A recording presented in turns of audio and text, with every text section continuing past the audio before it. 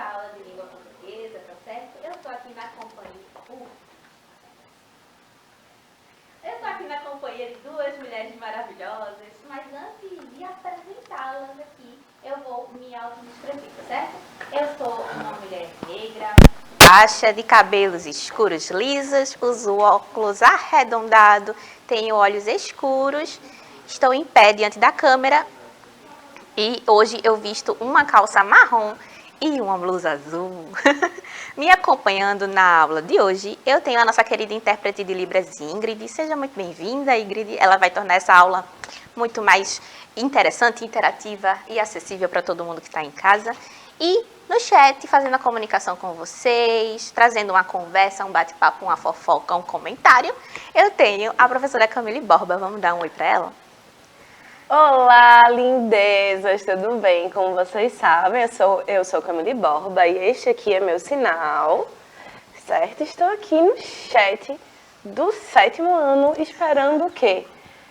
Esperando a contribuição de vocês, o comentário, a fofoca, que é muito importante, o biscoitinho para essa professora incrível, que é a professora Viviane. Como ela fez, eu também vou me autodescrever. Eu sou uma mulher negra de estatura mediana, cabelos pretos na altura dos ombros, que hoje estão excepcionalmente alisados. Tenho olhos escuros e uso óculos arredondados. Estou aqui esperando a interação de vocês no chat, que é a nossa ferramenta interacional. Então, como vocês sabem, no meio da aula eu apareço aqui, né, para dar meus pitacos. Então, até daqui a pouco. Você é convocada, né? Convocada a aparecer, né? Simbora para a aula de hoje. Hoje a gente vai conversar sobre a gente vai fazer uma interpretação de texto, na verdade. A professora Camille é uma conversa, né? Para ver o que é que o texto tem para dizer para a gente e a gente vai tentar relacionar esse texto com a notícia, que é um outro gênero textual, né? Mais informativo, diferentemente do texto que a gente vai ver, que é uma narrativa. E a gente vai tentar fazer um link também com a manchete, que é o que a gente vem estudando há um tempo já. Então vamos embora fazer a leitura do texto. O texto que a gente vai ler se chama Duas Traças, tá certo? E é um conto que vai contar a historinha de duas amiguinhas traças. Tá vendo você que nunca parou para pensar sobre a amizade no mundo animal? Pois é, imagina traças amigas, mas aí, é isso aí. É isso aí, né? A amizade faz a força. A amizade faz a força. Nesse caso, né? Os buracos nos livros. Essa é a força das traças. Vamos lá. Traça a letra e traça tudo são amigas desde pequenininhas. Igualzinho aquelas amigas que a gente leva no coração. Apesar da amizade e de serem tão parecidas, elas são bem diferentes. Eu estava brincando antes da aula, parece a professora Camille. Que a gente é tão parecida fisicamente, mas é tão diferente em outras coisas, né, professora Camille? Somos duas amigas traças, tá vendo? Traça tudo é muito gulosa. Come tudo o que vê pela frente. Já traça letra é uma intelectual. Saboreia as letras, as palavras, decifra significados, sabe de cor e salteado as armadilhas gramaticais. É uma estudiosa.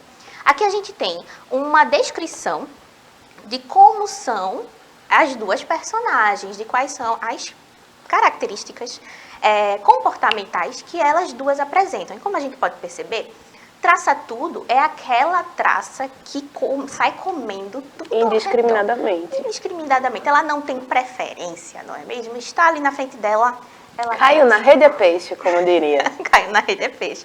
Caiu no colo dela, ela traça. Enquanto que traça a letra é uma traça um pouco mais seletiva.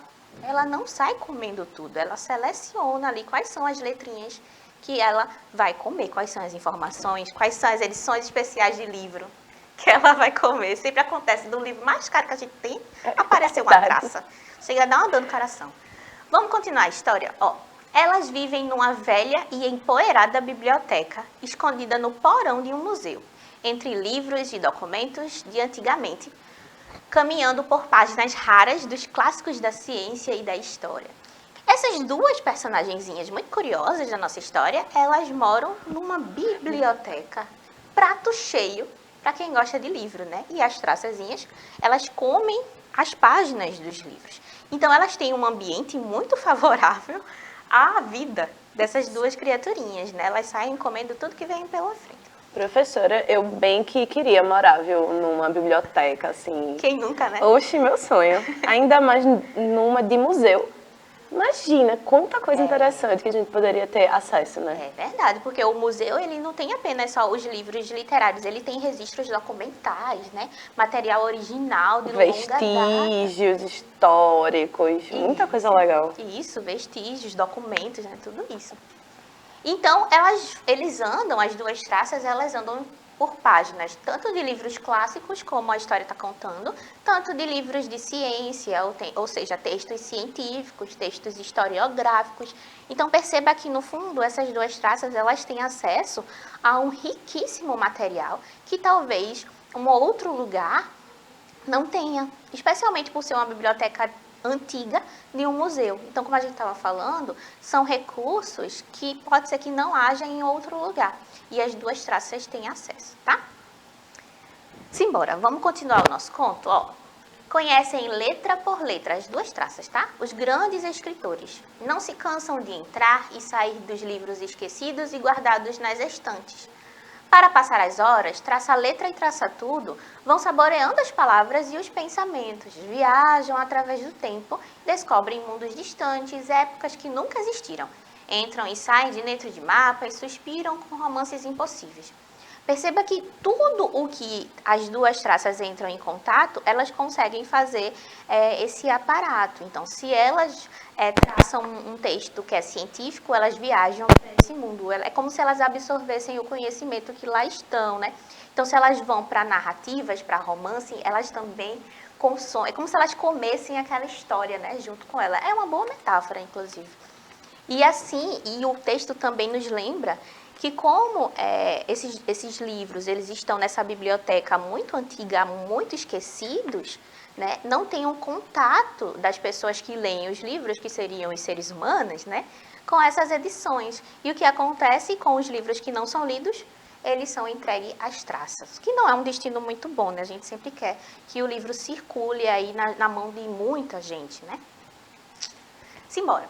Numa tarde, depois da tradicional soneca do almoço, traça a letra acorda assustada com os gritos de traça tudo.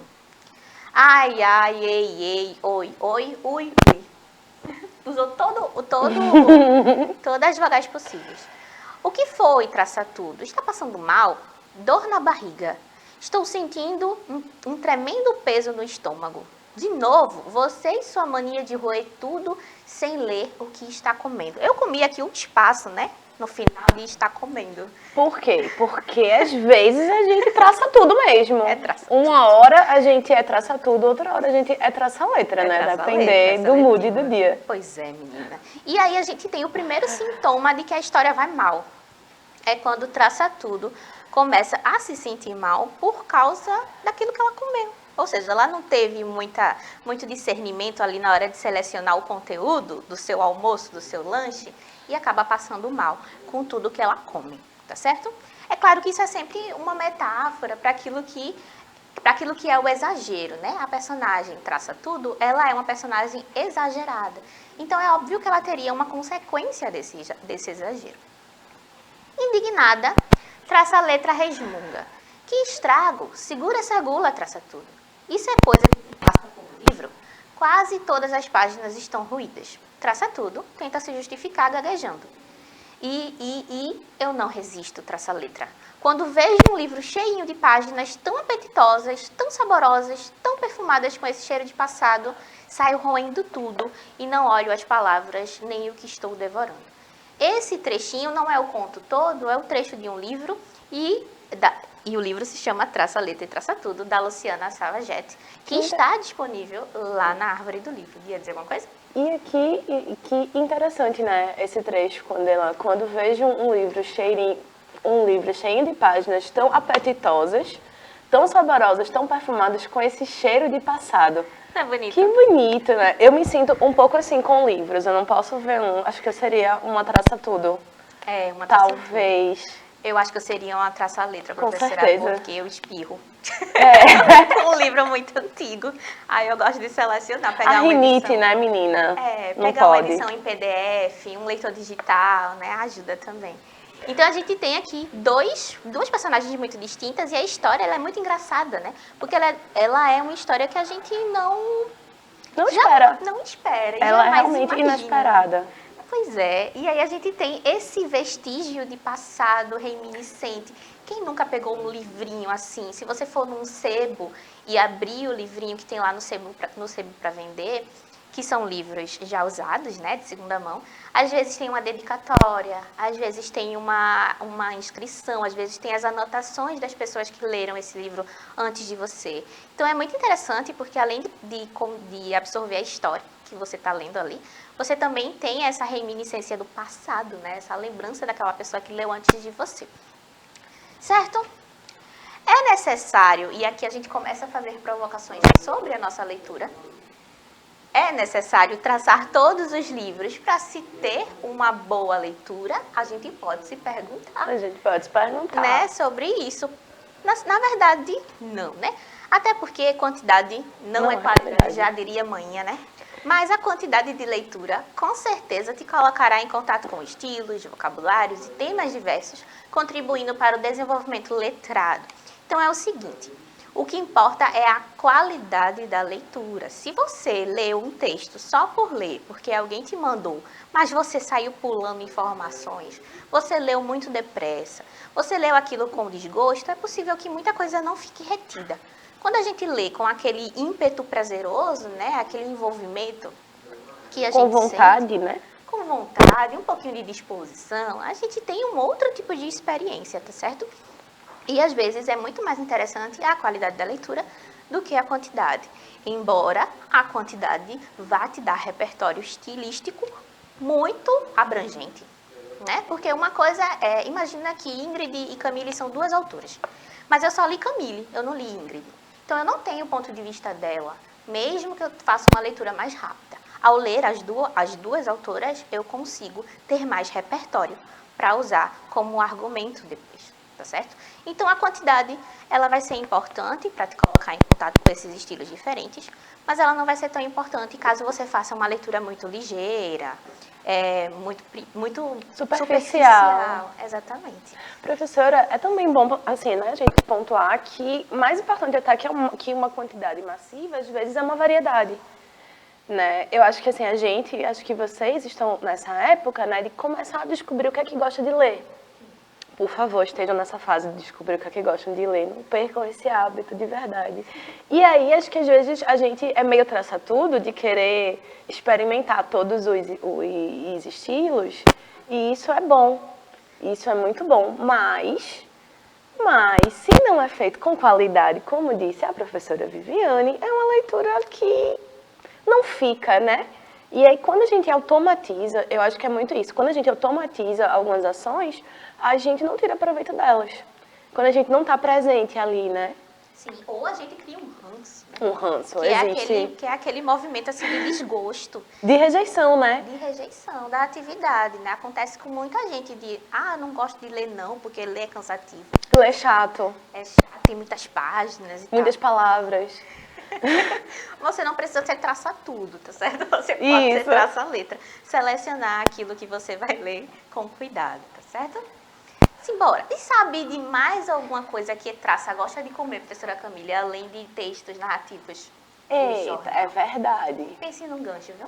É só você juntar um bocado de jornal que num instante você acha traça. Quando a gente pensa em jornal, a gente já pensa nesse negócio antigo, né?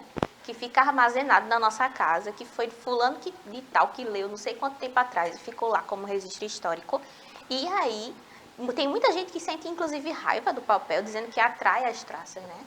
Verdade. E se não visitado, se não revisto, pode atrair mesmo, tá? Agora, nós faremos uma revisão do que é a manchete e também do gênero textual notícia. A gente vem conversando sobre a manchete, na verdade, há um tempo, né? Eu trouxe uma reportagem, uma notícia, na verdade, sobre uma invasão que, na verdade, várias invasões que ocorreram na Academia de Letras, lá na Bahia. E essa notícia dá conta dessa invasão. Ó, furtos. O Palacete Góes Calmon, sede da Academia de Letras da Bahia, na Avenida Joana Angélica, já foi assaltado 4 vezes desde o dia 28 de setembro. E aí a notícia corre e faz esse recorte informativo sobre tudo o que aconteceu na academia. Tem aí uma foto também, aparentemente, de um vão da academia todo quebrado, todo cheio de vidro estilhaçado. Então, a gente já tem, ao ler o texto e ao associar com a imagem, um aparato, um recorte geral daquilo que aconteceu, certo? E a gente tem a manchete, que é um dos pontos principais da notícia em si, né? A manchete é aquela partezinha do texto que vai chamar o público leitor, vai prender a atenção. Então, olha que legal que eu tenho para contar aqui. É o chamariz, né? É o que bota a luz ali, é o que faz a gente querer escolher ler essa notícia. Porque se a gente pensar, o jornal é um compilado de sessões, de reportagens, de notícias, de opinião, de crítica. Tem uma série de cadernos. Sim. Eu mesma adorava ler o caderno C, que era o caderno de cultura, que vinham resenhas e coisas. Mas se não tiver uma manchete que nos chame, a gente passa batido. Sim. Eu gosto muito também de ler aquela partezinha, tipo, entrou um filme em cartaz. Isso. O que é que a crítica está dizendo sobre o filme em cartaz? E adorava ler os artigos de opinião também, né? Tem sempre no finalzinho, assim, pelo menos nos jornais que eu lia, nas revistas que eu lia, era sempre mais pro final, que tinha aquela crônica maravilhosa. E, normalmente o jornal tem muitas crônicas, tem muitos gêneros textuais distintos, tem, né? Tem poesia também. Tem poesia, tem carta do leitor, carta do leitor, tem crônica, tem vários tipos de textos diferentes, vários gêneros textuais diferentes, né? Voltando para a nossa manchete, a Academia de Letras é invadida 4 vezes em uma semana. Então, a manchete em si, ela já é muito... atraente. Ela é muito atraente e ela já explicita o absurdo que é. Ela é bem direta, né? Também, né? Eu tô surpresa, eu não sabia que a Academia de Letras havia sido invadida 4 vezes. Da Bahia, tá? Porque da tem Bahia em uma mesma semana. Em uma mesma semana. Quase faltou dias, né, para a quantidade de invasão. Então, essa é uma manchete que expõe a surpresa do fato. E um ponto interessante sobre a manchete é que ela não apresenta pontuação. Então, a gente tem um texto completamente objetivo. Direto. Sem vírgula, sem ponto. Sem exclamação, porque eu teria colocado aí umas 4 exclamações pra... seria bom, né? Primeiro, que 4 exclamações já não é muito correto gramaticalmente, viu, pessoal? Isso é um recurso apenas retórico. Mas parece que pode 2, viu? Eu pode vou até 2, checar né? isso na gramática, porque parece que existe uma recorrência aí, porque muita gente usa, né?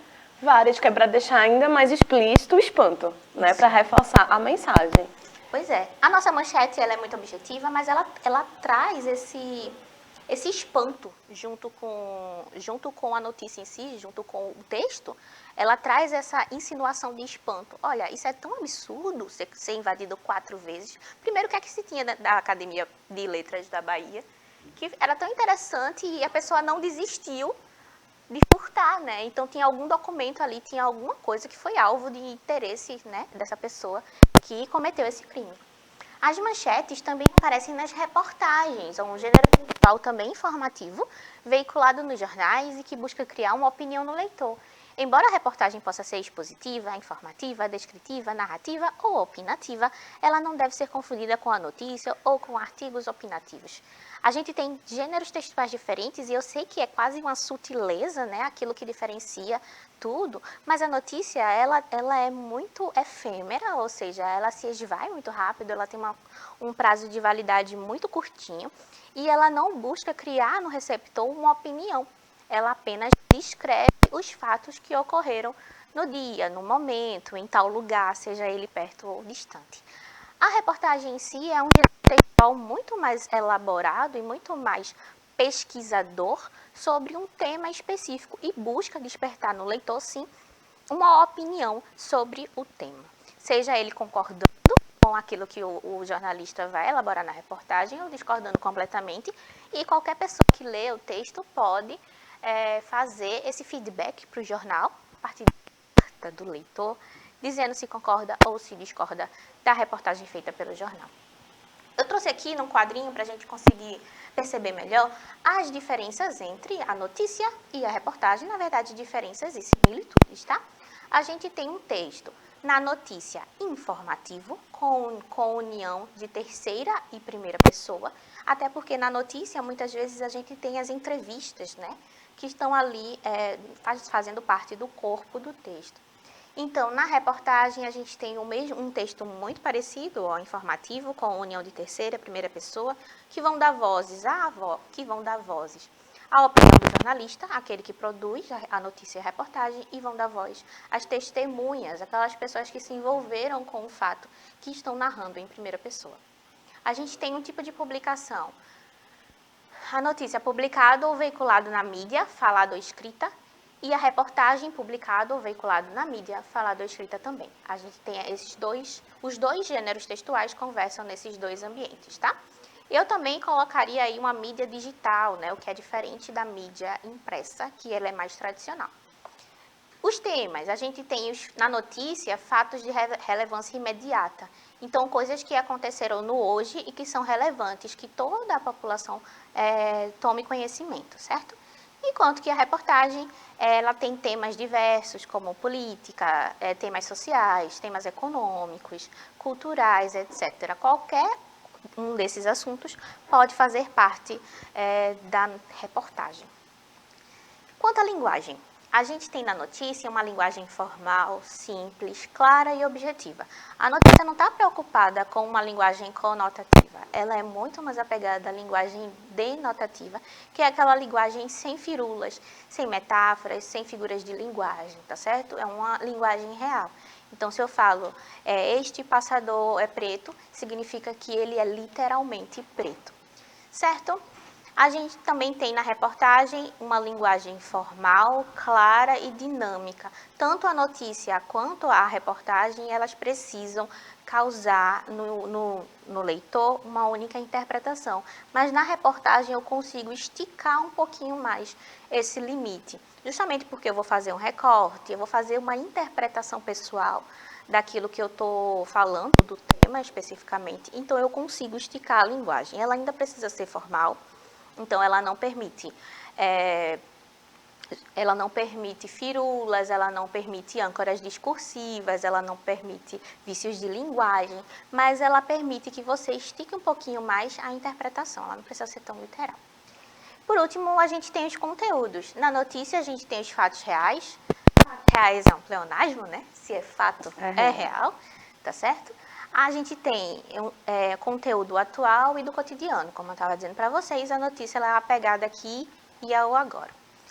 Na reportagem, a gente tem interpretação dos fatos e dados narrados, então eu consigo fazer com que meu jornalista tenha um pouquinho mais de liberdade para fazer a interpretação dos fatos e para narrá-los, inclusive, na ordem que ele quiser. É sempre bom colocar em ordem cronológica, porque isso cria uma linha do tempo, o que facilita muito o leitor. Mas caso o jornalista sinta a necessidade de mudar um pouquinho ali a logística do texto, ele pode fazer isso com mais liberdade. Eu trouxe para a gente ver, conhecer, uma reportagem sobre biomassa. O título é assim, ó, a biomassa já responde por quase 10% de toda a matriz energética do Brasil. Biomassa é a matéria de origem vegetal ou animal que pode virar energia. Entre os resíduos usados, até o bagaço da cana e os resíduos florestais. A biomassa já responde por quase 10% da matriz energética brasileira e hoje é uma das principais linhas de pesquisa no país. Inclusive, já tem empresa produzindo a própria energia a partir da casca do arroz e da aveia. A maioria dos brasileiros pode até não saber o que é biomassa, mas ela está pertinho da gente, todo santo dia. Então, aqui a gente tem uma reportagem falando sobre a biomassa. Perceba que não é uma coisa que aconteceu hoje, não é um fato que aconteceu na esquina ou na nossa cidade, é uma coisa que vem acontecendo com a sociedade.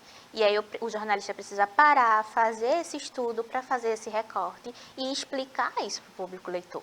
Porque se fosse uma notícia seria, biomassa é utilizada para produzir energia. Mas o que é biomassa? Não é mesmo? Será que todo mundo em casa ia saber responder? Não. Então, a reportagem é esse caminho que vai atrás do recurso para explicar também para o público. Continuando a reportagem, eu tenho, ó, biomassa é toda matéria de origem vegetal ou animal, na verdade, que inclui plantações energéticas, que inclui plantações de árvores que podem ser também aproveitadas energeticamente e até mesmo resíduos sólidos urbanos, como, por exemplo, o lixo das cidades, resíduos rurais e resíduos de animais, como explica Suani Coelho. Suani é coordenadora do Centro Nacional de Referência em Biomassa, lá na USP. Aqui a gente tem um ponto interessante, que é a inclusão de uma entrevista dentro da reportagem. Ó. Na primeira parte da reportagem, a gente pode perceber algumas coisas. Título informativo sobre o tema, que acontece tanto na notícia quanto na reportagem. No corpo do texto, o conceito de biomassa, o que denuncia a pesquisa sobre o tema, então a gente já consegue inferir que é uma reportagem, não uma notícia. A gente também tem dados percentuais que corroboram com a importância dada ao tema da biomassa. A gente já tem ali falando que 10% da energia usada no país vem da biomassa, então você consegue perceber a pesquisa por trás dessa informação. E na segunda parte da reportagem, a fala de um especialista, né, quando há aquele recorte ali, usando aspas, para fazer esse recorte do discurso direto, que é quando a pessoa fala por si mesma. A reportagem é um texto de fabricação mais longa, diferentemente da notícia, que precisa ser feita em caráter de urgência, porque é perecível. A reportagem ela consegue atravessar o tempo aí com mais coerência, né? A reportagem se preocupa em explicar o assunto e estudar o panorama geral da evolução do tema, enquanto a notícia ela está apegada aqui, ao agora, o que impacta a vida da população nesse momento. Então, se houve um acidente em Agamenon, isso vai impactar a vida da gente hoje. Então, a notícia ela vai estar preocupada em noticiar esse fato hoje, tá certo? Esse fato vai ser relevante daqui a um ano? Talvez não, né? Porque não influencia a nossa vida no momento. Já a reportagem, ela consegue atravessar o tempo e fazer sentido para a gente, independente do momento em que for lida. Ufa! Acabou, professora Karen. Acabou a nossa aula. Infelizmente, né, gente? Como sempre, foi um prazer estar aqui, sétimo ano. Eu espero que vocês tenham, né, aproveitado a aula de hoje. Como vocês sabem, vocês podem rever a aula tanto pelo aplicativo quanto pelo canal do YouTube. Canal este que vocês podem deixar lá algum comentário, que a gente está sempre de olho, né? Então, como sempre, foi um prazer estar aqui. Um beijo e até a próxima. Isso, deixem lá o comentário de vocês, participem do chat, é sempre bom conversar, né? E como exercício aí para vocês pensarem também ainda sobre o tema que a gente abordou, eu quero que vocês tentem definir com as suas palavras a diferença entre notícia e reportagem. A gente viu bastante as duas coisas, já dá para rascunhar, né? Se der, mostra para o seu professor lá na sua escola original, tá certo? Ou manda para a gente no canal do YouTube, que a gente sempre olha os comentários. Eu me despeço por aqui. Obrigada a todo mundo que participou dessa aula. Um cheiro e até breve.